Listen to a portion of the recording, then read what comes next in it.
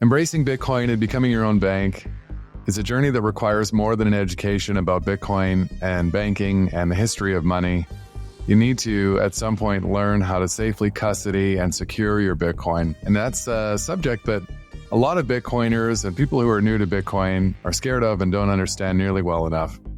Our guest has joined us today to share his painful journey, hodling Bitcoin for over 10 years and doing almost everything right and coming away in the end with nothing. Rick Messitt is the Chief of Marketing at the Bitcoin Way, which is a Bitcoin cybersecurity specialty firm, helping people do everything that they possibly can to make sure their Bitcoin is stored and secured as safely as possible. I'm Scott Dietels. I'm the CEO and founder of Block Rewards, and part of our mission in bringing Bitcoin to the workplace and it's helping people understand how it will help them. So if you're interested to learn something about the most critical part of keeping your Bitcoin safe, stick around. Today's is a great story.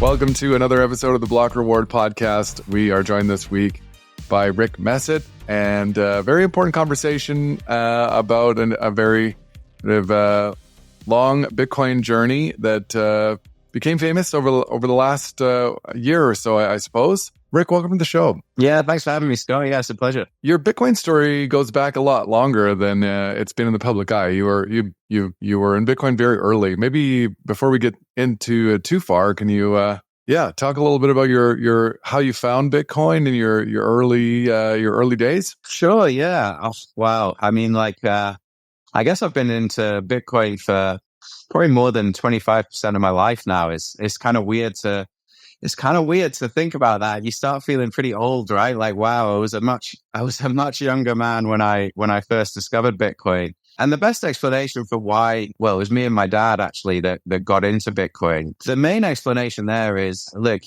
I was raised to be pretty distrustful of governments and that sort of thing from a young age. My dad, he very much thinks for himself, always has done. So, even before Bitcoin came on the scene, he'd already sat me down when I was younger and explained to me, that fractional reserve banking is a complete scam, that they create money out of thin air, that the whole game is rigged against you. We understood the problem with money. We understood that there was this big scam. And, I wouldn't call my dad a gold bug, but, he was very interested in storing his wealth in anywhere except fiat currency. So, kind of grew up in that kind of mindset. And I think that served us well when we did stumble across Bitcoin, because for me, the best way to get someone to understand Bitcoin and what it's all about is, I don't think you can properly understand the solution to a problem unless you fully understand the problem first. Otherwise, it's not going to make a whole great deal of sense to you, right? So understanding the problem was one part of it. And then my dad's a software engineer and has been, for his whole life. So, I mean, he can tell you some pretty interesting stories, right? He started with punch cards and all this sort of stuff, Microsoft System 360, and, then worked his way through, C++ and PHP and all these different software engineering languages. And he's always, well, not always, he used to work for a bank in his early part of his career, but for most of his career, he just worked for himself, building software, doing his own thing. He likes to be quite independent. So anyway, fast forward to sort of 2014, around that sort of time, late 2013, early 2014 is when we discovered Bitcoin and got really interested in it. And the experience was wild, right? It was really fun because it was like this shared interest that me and my dad had, right? So some father sons, they go fishing. We like going fishing, but this was our little thing, our little baby. And yeah, we would spend for months, we'd spend hours on the phone to each other trying to make sense of it. What are the implications? What does this mean for the banks? And, back then there was a big focus on how is it going to disrupt Western Union for remittances? That was the big thing. And yeah, just got more and more and more obsessed with it. And yeah, haven't lost interest since. Really, that's really our origin story. Yeah, it's amazing for me. I'm like a class of 2020 Bitcoiner, so I'm always fascinated to hear the evolution of people that were involved much earlier, and because there was such a greater degree of unknown, right? At that time, it's not that much further back. Bitcoin's not very old, right? So, but 2013, 2014, 2015. Block wars, 2017, a lot of uncertainty as the thing sort of continues to just trudge along and prove itself out. It's wild. I mean, one of the things is you get like a really sort of good quality perspective the longer you stay around Bitcoin, right? I think that helps a lot. I mean, I said this in my talk in Prague, but I think we were actually really quite lucky to find Bitcoin when we did, because we found Bitcoin even before ETH become a thing. Right. And what that meant is all those hours we spent on the phone talking about Bitcoin, there were no distractions. You didn't have all of the scam coins. You didn't have Ethereum, no NFTs, like none of this nonsense. So, it would be quite easy for me to sit here and sort of pretend like, oh, we figured out Bitcoin was, superior to all these other blockchains or whatever because we're so smart. But I think actually the reality was that because we had the time to get to grips with Bitcoin and understand it properly before the scams came up, it became really easy to sort of take the model of a scam token like Ethereum and apply it against the knowledge we got against Bitcoin and very quickly understand the key differences, and why this just isn't a comparable asset or whatever you want to call ETH, right? It's just not a comparable thing. So there's a lot of benefits to that. And yeah, hanging around it for so long as well is it's really useful. It keeps you, I think, a bit more grounded. So, for example, when the ETFs came out, the whole Twitter timeline was, Bitcoin will be $300,000 within 2 weeks, 3 weeks, and you can feel the hype and the energy, and everyone's getting excited. But once you've been around for a while, you realize like there's always hype. There's always the next thing. I remember when El Salvador adopted Bitcoin, which is amazing, right? That's an incredible thing. But I remember as well, just like everyone else, thinking, all right, well, by next week, there'll be 7 other countries. This thing's going to $10 million a coin. And, typically it just takes a little bit longer to play out. So maybe a bit more time makes you take a more calm approach to Bitcoin. You realize like, this can make you very wealthy, but it's not a get rich quick scheme. It's a don't get poor over time scheme. And well, yeah, your purchasing power will go up as well. So if you can hang around 5-10 years and use this as your savings account, a way to accrue wealth, then yeah, on a 5-10 year time horizon, you'll do well. And maybe that makes it easy to block out the noise, because apart from that, nothing else is that relevant, really. So you guys started buying Bitcoin at probably pretty low prices that early on, and you were accumulating coins, and that's right. Yeah. So, oh God, it's funny. Like we could probably go through old wallets and try and figure out exactly what we paid. But I remember certainly we bought some Bitcoin under $100. I can't remember exactly when.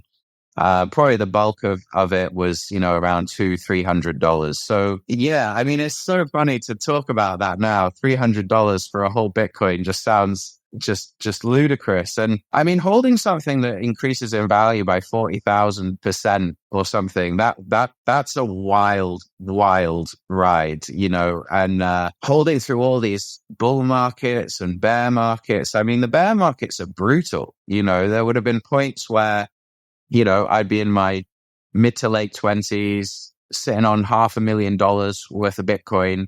I'm thinking like, you're in your 20s, you're thinking, right, it's not going to be long till I've got the yachts and the houses, all that fiat stuff. And then you watch your wealth like draw down from like this 500K sort of number back down to like 40K. And yeah, man, when you're in your 20s, if that's the first time you've been through something like that, it really does feel like someone's kicked you in the stomach. It's people say you need to develop like diamond hands and this sort of thing, and there's some truth in that, like you're not going to have a good time if you don't have conviction. And I found that difficult, but why I held on and didn't get scared off is because we'd spend that time to understand what Bitcoin was. The conviction was unshakable. So regardless of the price, I knew that I wanted Bitcoin and more Bitcoin and all this sort of stuff. But it's easy to see why new people into the market have such a difficult and challenging experience, because the news cycle's always, let's take the Nashville conference at the moment as an example. I don't doubt that like a lot of people might have got really excited and maybe bought some Bitcoin on leverage, expecting this thing to rip when Donald Trump speaks about it and all this sort of stuff. And if you stay looking at the short term like that, you're going to have a really, really bad time, because it wouldn't even surprise me if it dumps 20% over the next 2 or 3 weeks. Like, of course that could happen. And market makers, if they see a load of people going like long on leverage and stuff, like they say, bulls make money, bears make money, and pigs get slaughtered. So if you get greedy and you're trying to get rich next week, yeah, you're gonna struggle. Yeah, and a point you made there that I think is interesting and worth reflecting on are a lot of people wish they would have found, or comment on what they would have done if they would have bought Bitcoin at $100 or whatever. And I think the reality is almost nobody would have held through to now, and because of the the euphoria, or just having made a lot of money. So when Bitcoin was a lot less certain 10 years ago, and it goes up from 1,000 to 20,000, like it's almost impossible to pull a 20x trading a stock. And so most people, I think, who would have been up a lot probably would have sold a lot. Yeah, I guess that's true. I mean, it's I think I probably realize now that actually holding the coins for that long is quite a rare thing. Like a lot of people who are in early probably sold, and we never did. I mean, let me caveat that. Like I sold some Bitcoin along the way, like life, your transmission on your car goes and you need a new exhaust or unexpected expenses. It was nice to have this Bitcoin there that when I needed to access some funds, I could. But by and large, the plan was to, I was earning in fiat and spending in fiat, and any spare money would go towards Bitcoin and then just ride it out. And once you've been through a couple of bear markets, you do become more and more immune to the price volatility. And the more you understand the economics, for me, it's this realization that Bitcoin is the best yardstick for value. And the price of it in dollars are a terrible yardstick for value, right? Because they lose value so quickly. It's so manipulated. If you stick around long enough, you go deep enough down the rabbit hole, you realize that the value of everything should be measured in nothing but Bitcoin. And, look at the price of housing versus Bitcoin over the last 10 years. If you can move beyond worrying about what your stack is worth in dollars, then you've really you've crossed the chasm of understanding at that point for me, because I only care about how many Bitcoin I've got. I'm not interested in how many dollars I can exchange them for, Absolutely. This relates to you guys as well. And I think the other point about early Bitcoiners is wallets have gone through a massive evolution. And, custody is the subject of this conversation. But I think people who are getting into Bitcoin now, or newer Bitcoiners, probably don't understand how things were 10 years ago, or there's a address generated, it's on a piece of paper. I think things were a lot to be worked out. And I've met other Bitcoiners in my travels who I know one personally has a wallet with 300 Bitcoin in it that he hasn't been able to open since 2014. And so a lot of people is like, how could you not be rich if you were buying Bitcoin at $80? But man, there was just a lot of different pitfalls of the sort of a more Wild West time. Most of the Bitcoiners that I know that have been around for a long time will have some story somewhere of some grievous mistake, or, like locking themselves out of their wallet by losing some critical data, or, falling for some phishing scam. It could be like any number of things that parted them from their Bitcoin. It's almost funny, like, it almost becomes like a bit of a rite of passage in some ways, like they say, pain is the best teacher. It's not always the most fun way to learn something, but, you're right. And what's interesting though is I don't know if I would necessarily say that now is any easier than it was then, because the hardware is better and more accessible and has developed, and the software and the wallets are better and more developed. But the problem is, I think, especially for new people, is they think that like all hardware wallets do the same thing, or that they're all as secure as each other. And the truth is, not all hardware wallets are. For example, I'm not going to sort of get into naming any names or anything, but there's certain hardware wallets that I wouldn't touch with a barge pole. And there's some hardware wallets that I would be happy to use. So, if you're new to this, there's real risk that, you go and you choose a self-custody solution. But actually, it's very easy to make mistakes because, you're working with businesses. They all do marketing. They all want to convince you they have the best product. And if you're not technically minded, appraising the pros and cons of each setup and each hardware wallet and each software wallet is not easy. So there's more tools. But that's a double-edged sword, I guess, is what I'm trying to say. Yeah, I mean, and it's a really just critical topic for Bitcoin, I think, because of the importance of understanding the relevance of self-custody, of being in possession of your own Bitcoin. But it's scary for people. And this is one of the big things that people who are outsiders to Bitcoin or getting into it, it makes people uneasy. The idea that of being your own bank, as cool as it is also really foreign and scary. It's a paradigm shift. If you look at the world we inhabit now, everything has moved towards convenience, right? So we don't grow or produce our own food so much anymore. Whereas 50 years ago, most people where I'm from would have like a little herb garden at the very least, or, be growing tomatoes and stuff like this. And we outsource almost everything today, right? For the convenience, the speed. And yeah, this idea that the buck stops with you, I think is pretty foreign to people. And I don't actually think it's a bad thing that people are intimidated by it, because if you're not and you feel really comfortable, that's maybe a good sign that you haven't maybe taken it quite seriously enough, right? Because, hey, listen, if you want to be your own bank, that also means that you're the head of security at this bank, right? And I don't know about you, Scott, but like if I couldn't apply for the job role of head of security at a major bank because I don't have that skill set.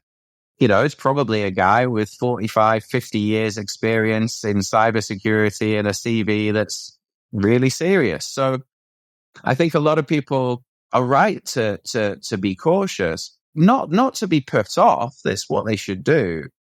But, take it as seriously as if you'd just been given the job of head of security at BlackRock, right? That's how serious this is, because if you don't take it seriously, you're likely to make a big mistake at some point along your journey. So, I would love to talk a little bit about your own personal story, which you have done a really great job of sharing in spite of how difficult it must have been. And I think that, like, maybe just to preface it, this is, what I love about how you do this is it's something that was going to happen to somebody, and it happened to happen to you.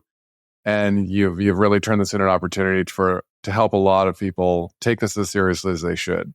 So, yeah, tell us your story. Yeah, thanks, man. Like, I appreciate that. I'm trying to make the best out of a bad situation, really. But, for the listeners, I'll sort of just give the brief version of what happened. But basically, we'd hodled this Bitcoin for 10 long years. It appreciated in value by something like 40,000%. We were on Cloud 9, feeling pretty happy with ourselves. We'd made a good decision. We'd avoided all the scams. We'd avoided all the exchanges blowing up. On paper, everything's looking pretty sweet, right? However, our story took the most ridiculous bad turn. It's almost like a bad Netflix special, right? Because after 10 years, me and my dad decided we're going to go to El Salvador, almost like a bit of a celebration, right? 10 years, a long time. We'll go on a father-son trip of a lifetime to El Salvador. We went to the Adopting Bitcoin conference. We're having a whale of a time. And actually, me and my dad, we've been working on this Bitcoin Lightning app for sort of 4 or 5 years, right? Just kicking this idea around and playing with it,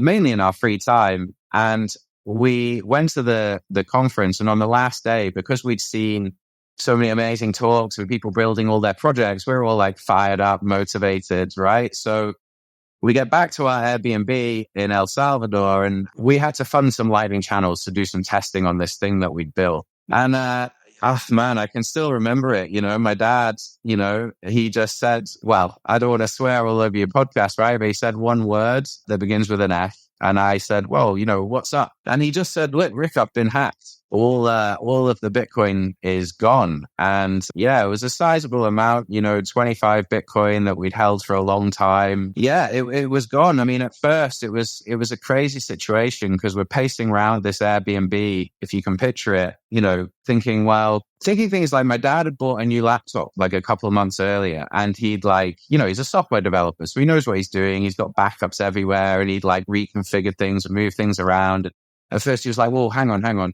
Then maybe I've moved something, or, this is a different key. You're just you're in this desperate thing. You can't quite believe it. You're trying to figure out why it can't possibly be true. Just bargaining with yourself, really. And then, I asked him to send me the transaction IDs of these payments moving around. And once I put them into a block explorer, and I saw the extent of the transactions and where they'd been, it was really obvious that this wasn't us moving Bitcoin around and reconsolidating. This was something, it had been stolen. And I mean, look, I thought to myself as well before this podcast with you, Scott, as well, I should maybe open up a little bit more about just how brutal and savage that was. Because I really want to drive the message home to people, if you look at my talks, I tell a lot of jokes and, I make fun of myself quite a bit and stuff like that. But in all honesty, there's an element of that is just a bit of a defense mechanism, right? It's a classic self-deprecating British sense of humor, right? But the truth is, I mean, I was absolutely in a state. It's hard to really explain when you've huddled for 10 years. You've obviously imagined what you're going to do with that money and how you're going to use it to help your friends and your family out and all this sort of stuff. And, having been I guess maybe on the spectrum of conspiracy theorist, or that's what I've been told for the last 10 years, I am genuinely concerned about the state of the world and what's going to happen as fiat money dies. And I'm actually not a flashy guy at all, right? I wasn't interested in Lambos or anything. The main reason that I think one of the big reasons I hodled for so long was that I wanted to set some friends and family free. I have friends that, work hard, have kids and, they're swimming upstream like everybody else, struggling to get by despite doing all the right things. And I don't know, man, maybe I've got some weird sort of, savior complex, but actually, the reason I didn't sell at 20,000 and the reason I didn't sell at 70,000 was because this was a bigger thing. I wanted to make sure everyone around me was safe. So when we discovered the Bitcoin was stolen, it's really hard to process, because you feel like you've let everybody around you down. You feel like you've let yourself down, and you feel a bit like a fraud, actually. That's one thing I've been having to deal with is, I've been in Bitcoin a long time, and to make what were really quite silly mistakes with how we secured it, to come then back out in front of the Bitcoin community is a hard thing. I mean, you'll know, Scott, it's a pretty ruthless place in terms of, I mean, I love it, right? Don't get me wrong. I love it that Bitcoiners are they want the truth, right? Straight away, no messing. But to come out and sort of be open was hard. It's brutal. I mean, man, I was about to get married. My wedding was booked in 2 or 3 months. So, imagine calling your fiance and saying, I've lost everything. We want to start a family. I hadn't bought a house yet, for example. I was living in, man, I'm that meme, right? I was living in one of the roughest parts of Scotland, in a very small flat on maybe one of the most dingy, horrible, because it was super cheap. I'm a hardcore hodler. I'm like that guy in a spacesuit lying on a mattress on the ground because I was willing to delay my gratification in probably a way I think most people wouldn't. My monthly expenses were $300 or $400 a month, which is what blows people's minds because I was just on this one mission. So realizing that that's just vanished, like, instantly, right? Like instantly, you feel sick to your stomach. You got to call all these people and explain what's happened. It's just brutal, just brutal. And, I'm in a much better headspace now, but I'm not gonna try and bullshit people or try, there's so much of that on Bitcoin Twitter, right? We all eat raw eggs and drink raw milk and we're all like hard as nails and, fine. But there's a lot of bluster there. Like, I still have days today where, it hits you sometimes. All of these plans that you had have gone to nothing. You literally start with this blank piece of paper again. And yeah, believe me, like you don't want to experience that if you can possibly avoid it. So I've probably not even done it justice, but yeah, it's a savage experience. And so you guys, it wasn't like you were using an app on your phone. Maybe if you could talk a little bit about, because actually you probably were even doing more than most Bitcoiners who are using a cold storage wallet are doing now. I mean, yeah, here's the thing. So like a few people were trolling me saying, how come you don't use a hardware wallet and all this sort of stuff? And the truth is we did have hardware wallets and we did use hardware wallets. But this really kind of shows that there's still so much more education needed in the space, right? Because a hardware wallet is like a signing device, basically, rather than something that necessarily stores your Bitcoin, right? Because Bitcoin's just on a ledger, right? It's not a file that moves around. And we had hardware wallets, but we also needed to come up with a solution to store our seed phrase, right? And what we did is, well, like a lot of people in the early days, it was on paper. And then after a while, you think, well, this is stupid, right? Like paper's flammable. And if your house floods, then that's a problem. So I think what we did, I know what we did is my dad's a software engineer, right? So he writes software all the time, which means that, he runs applications now for like online ordering services and stuff. So he's very much in the habit of backing up all his files. You could throw all of his laptops in the sea. He'd buy new devices and be back where he was within a day because he'd be able to reload everything from his backups. So, we took what seemed like the obvious solution, which was, we'll put the seed phrases into a password manager. Now, I should be really clear about what I mean by that. We didn't use like a service like LastPass where it lives on the cloud. There was no third party involved at all. We used an open source password manager called KeePass, which lives on your device. No one else can access it. It's still self-custody. And we put our seed phrases in there. And what we did is then we encrypted this KeePass file. So you couldn't access it unless you had a password and all that sort of thing. But obviously leaving it on a local machine is a problem because if the laptop dies or, you put it on a hard drive and that dies, then again, you've total loss. So, being a software developer, my dad's logic would have been, we need to back it up so that we can access it, regardless of what happens to our devices. So I've heard a lot worse setups, right? Like here's a couple of messages I think are important. Number one, it's really stupid to store your seed phrase online, full stop. That was a mistake, right? Backing this thing up to a cloud service, big mistake, right? But what really, really let us down was the password we used to encrypt this KeePass file. That's the real part where we fell over because that password was like laughably weak, like ridiculously weak to the point that I would imagine people probably brute forced it in, half an hour, an hour. But the thing that's really interesting, I think, about the story is, why were we targeted by hackers in the first place? And I think this is important for people to hear because we bought our coins back on Mt. Gox in 2014.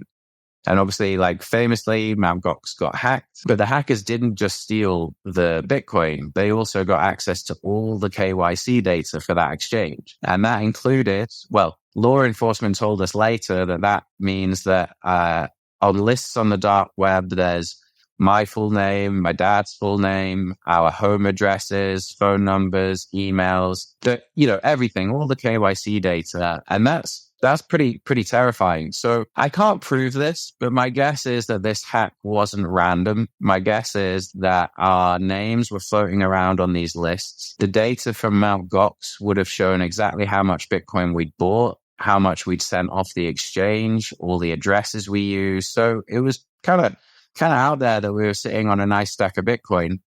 and all our names. So, I think we were probably targeted. They've gone, looked up my dad. He's a software engineer, so you will find information about him online, right? He's been doing that a long time.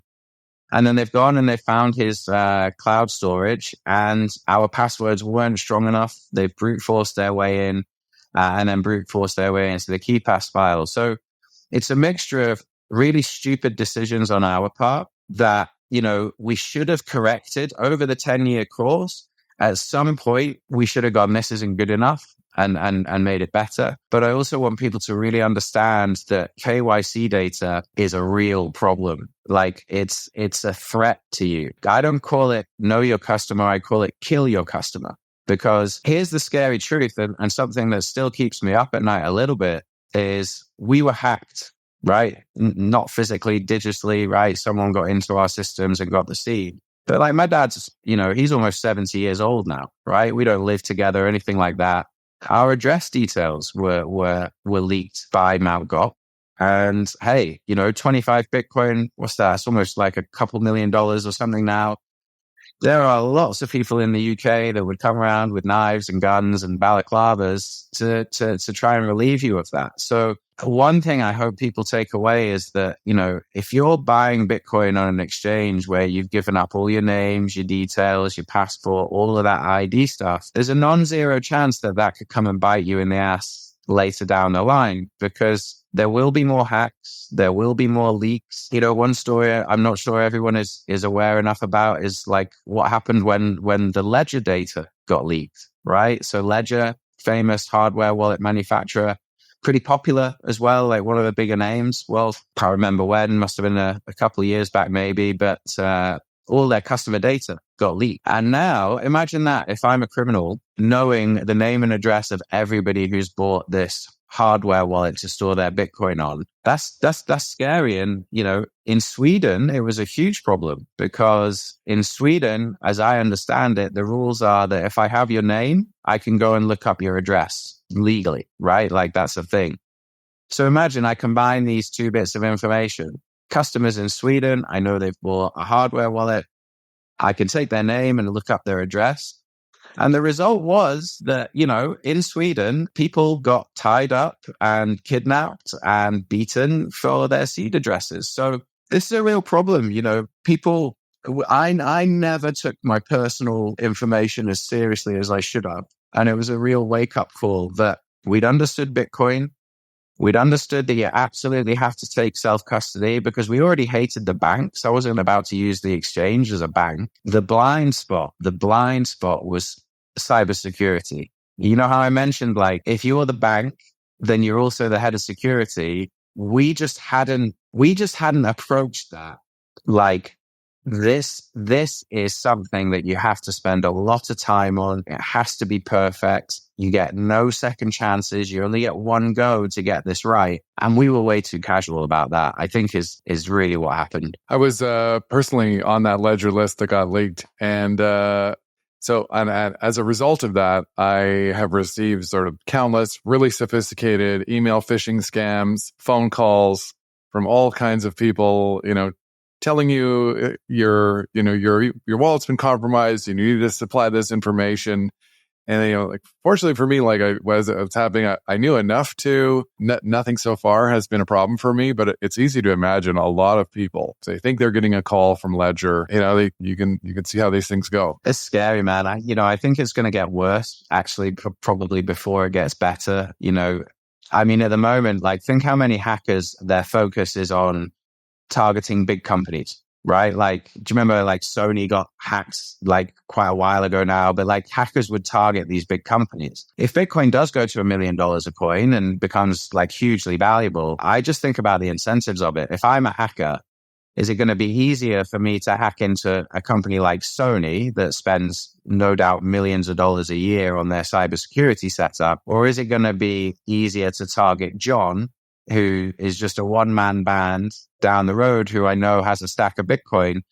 I think their attention will shift towards individuals. And, it's a little bit late for me now, being a public Bitcoiner, I guess. But if I could do it all again, let's say I was going to start my Bitcoin journey today, I'd be telling people like, listen, don't talk about it. Don't post about it online. Try and buy non-KYC Bitcoin if you can. Don't use an exchange. Like, try and accumulate Bitcoin, but do it as quietly as you possibly can. And after my experience, oh God, I scroll through Twitter, man, and I see people who are doxed, their picture, their full name. They even talk about their family and their kids. And, every couple of weeks, I see them posting a screenshot of how much Bitcoin they just bought. And I just think, like, I get it, right? Like, you get some likes, you get some impressions, like, it's all fun and that sort of thing. But like, if you've got a family to look after, every time you make a post like that, you are increasing the risk for them. And I really don't think it's worth it. So yeah, lots of lessons learned. Absolutely. I totally share the sympathy. I think about this all the time too. Like, it's important that Bitcoin has faces so that other people can relate to real people. Whether or not it's the right, calling to be one of those people is something that remains to be seen, I guess, for all of us. And so yeah, I know exactly what you mean. Yeah, it's a tricky one, because I'm all about, I've been giving talks on Bitcoin pretty much since 2014, 2015, right? And I'm glad I did. I probably orange pilled quite a lot of people in that time. And, that's how it's going to spread. We mentioned that people don't understand money and that's a big problem. We have to get out there and do the education. I guess what I would say to influencers and public people out there is, like, if you're going to do that, then this idea that you're the head of security becomes even more important, because you are actively drawing attention to yourself. And, oh man, so like what you might know as well, I started doing some work with the Bitcoin Way recently and talking to Tony, who is a cybersecurity professional, for 20 odd years. And oh boy, wow. Like, my blind spot was way bigger than I even realized, So he's talking about things like, where do you buy your charging cables from, Rick? And I'm like, Amazon, like everybody else. And he said, okay. And how do you choose them? And I'm like, well, I go for the best price. It's a charging cable. It's a commodity, right? So I just buy any old one. He just looks at me like I'm a total idiot. And in many ways, he's right, because he says, well, you do realize, like, some of these ones that might come out of China or from dodgy manufacturers, in the little end bit of the charger, apparently some of these things can have like miniature servers in them. So as soon as you connect your phone to it, boom, off it goes, starts collecting all your data, extracting information, watching what you're doing. And I think what I've come to realize, right, is that securing your Bitcoin is no different to securing any other critical piece of information. That's all it is.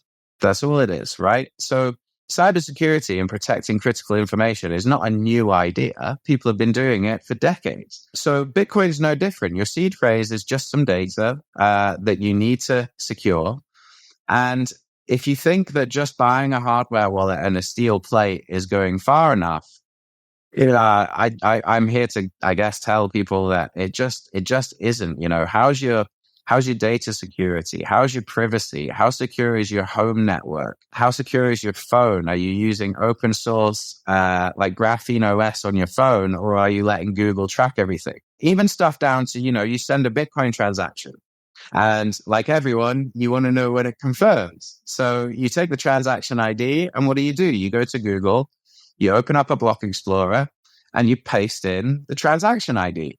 Well, unless your cybersecurity and privacy is really, really good, you've just told Google a whole lot of information. They see the transaction ID. They can see the address it came from. You're basically telling the whole world, this is my Bitcoin. This is where you can go and find it. This is everything I own. So yeah, it's been a wake up call that, like, unless you're a cybersecurity professional, it might actually make sense to go and get some training or if you're not going to pay for some training and you're going to teach yourself, which you can, there's loads of great info out there. You need to commit a serious amount of hours, not just to understanding the economics, but also understanding how you're going to keep it safe, Yeah, and I think this is such a critical aspect of the message, where it's not to dissuade anybody from going down the road. It's to just be properly aware of the seriousness and the depth of this aspect of it. And a lot of people, like myself included, I'm not really what I would consider a techie person. Like that stuff really doesn't interest me, but there is just a certain amount of stuff you need to be educating yourself on just so that you're properly,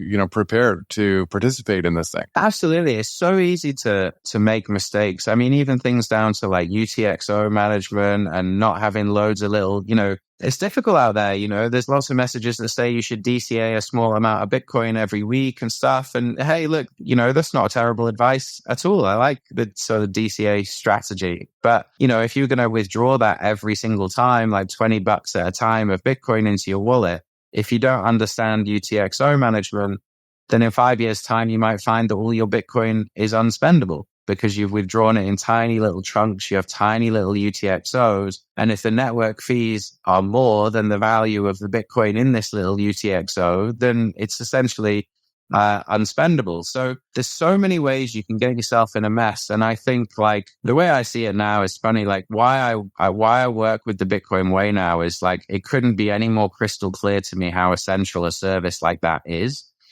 Because look, I love playing golf, right? And if I want to get better at golf, I go and hire a golf pro and I go down to the driving range and he teaches me and helps me get better at golf. If I want to learn karate or jujitsu or anything, right? It's so much better if you have a teacher. I could try and learn jujitsu on YouTube, but I get a feeling that if then I got in a fight and I tried to use it, might not be so effective, right? So yeah, I think the message should be, I see it a lot on Twitter, right? People post things like, in 2024, it's inexcusable not to have your Bitcoin secured. It's so easy now.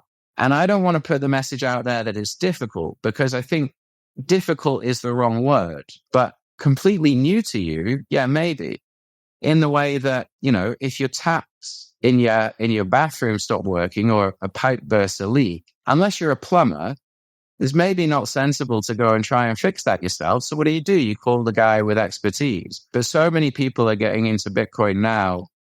And part of the job of getting into Bitcoin is knowing how to secure critical data. And the truth is, if you're not a cybersecurity professional, that's a big ask. It's a big task. And to go into it thinking that 5 YouTube videos are going to give you all the skills you need to do this to the nth degree, it does a disservice to cybersecurity professionals, right? Who've spent their whole careers learning how to secure data. So I don't want to put people off. I just want them to take it like super, super seriously. So many good points there. So for people, maybe just tell us a little bit about the Bitcoin Way and what is the offering? Yeah, I mean, I love the Bitcoin Way, and so I'm doing a bit of marketing work for them now. My thing is like marketing and sales. So yeah, it's weird. Like they were one of the first people who called me after I posted on Twitter about the hack, and Tony got in touch and just really wanted to help and see if there was anything salvageable from the situation, which unfortunately, there wasn't.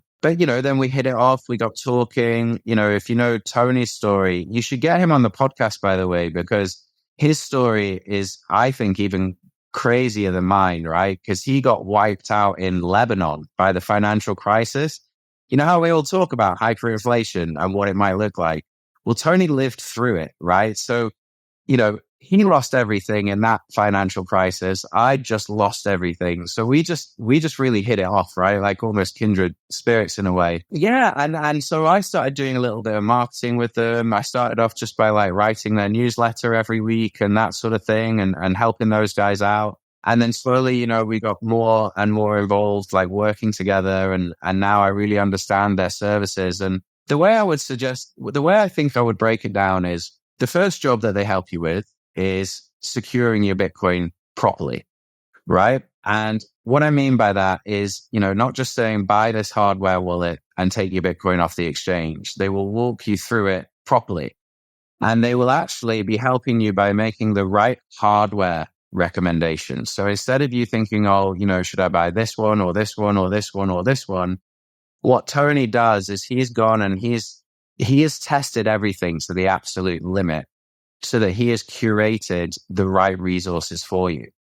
And he'll take you to a point where you've secured the money, but you also will do things like set up and run a full Bitcoin node so that when you're making transactions, you're not connecting to any third party node. It's a completely trustless model. And what they do so well is they take people like, I've seen them take like a guy in his 80s, right? Knows nothing about computers. And within a few weeks, his setup and security is really, really quite robust, to the point where this guy could travel to another country, make a Bitcoin transaction, let's say at a Bitcoin conference, but still do it through his own node that he's connected to over Tor from his phone, which is protected by all this cybersecurity. Might even be running like Graphene OS and stuff like this, right?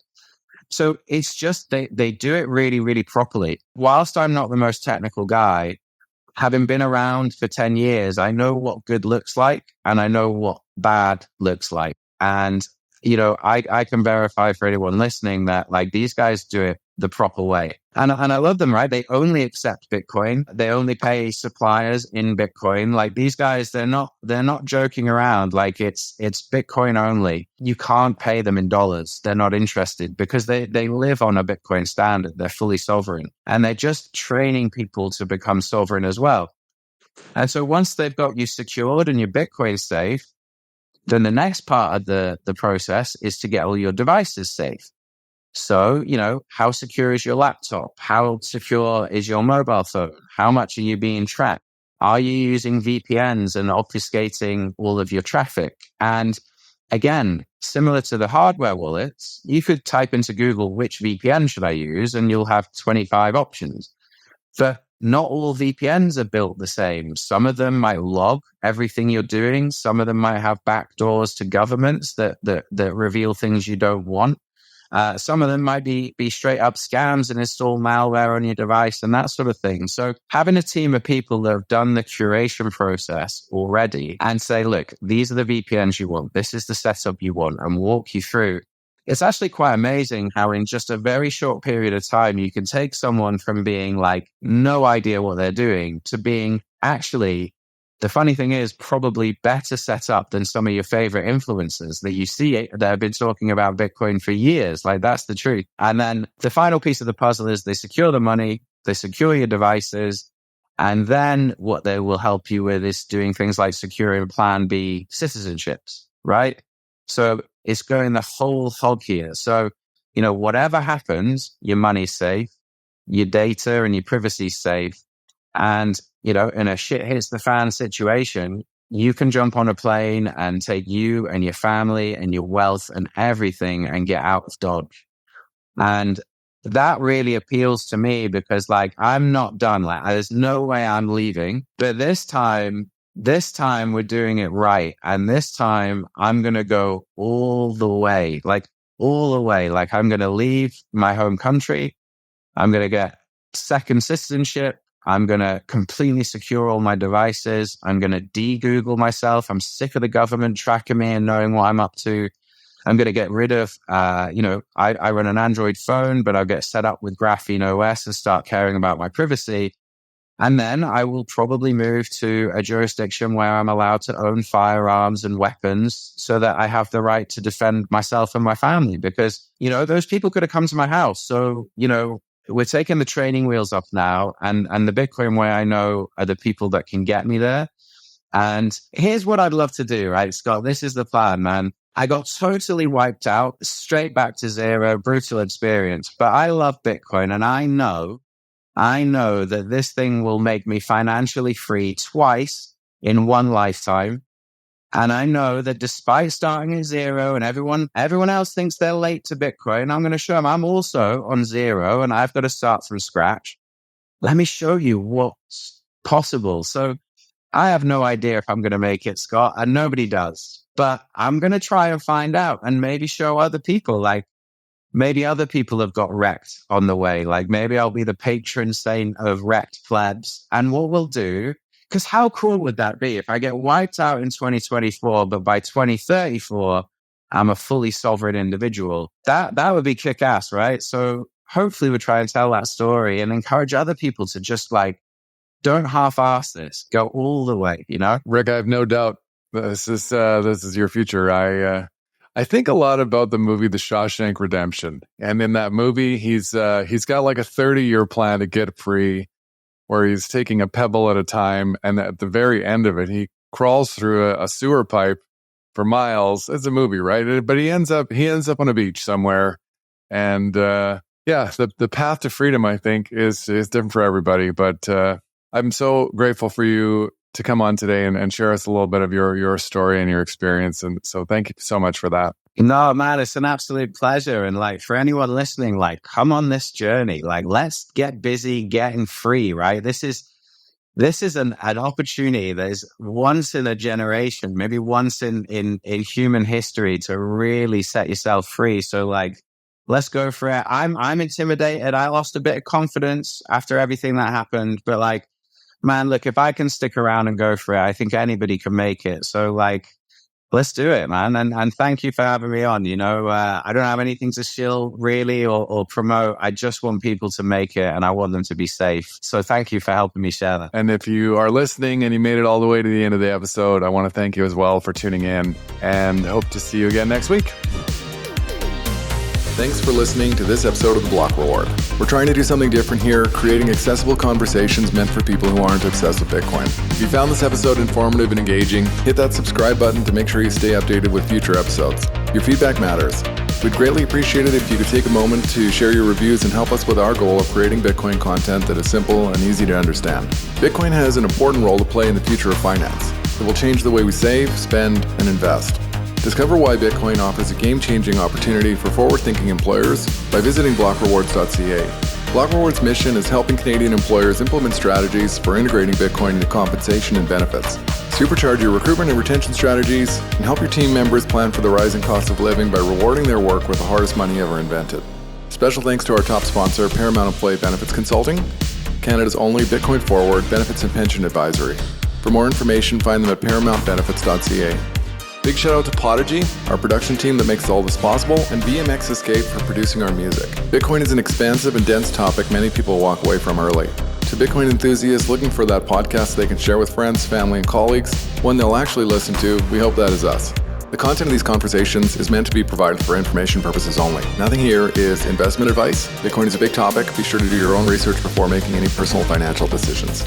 Thanks for listening.